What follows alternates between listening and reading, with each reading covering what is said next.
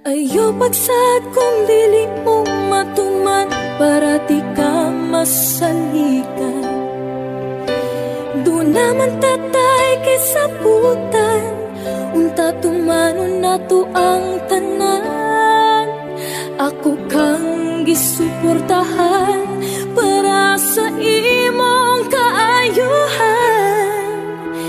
Dili lang tani mo hikalimtan nga doon na tayo gipanumpaan.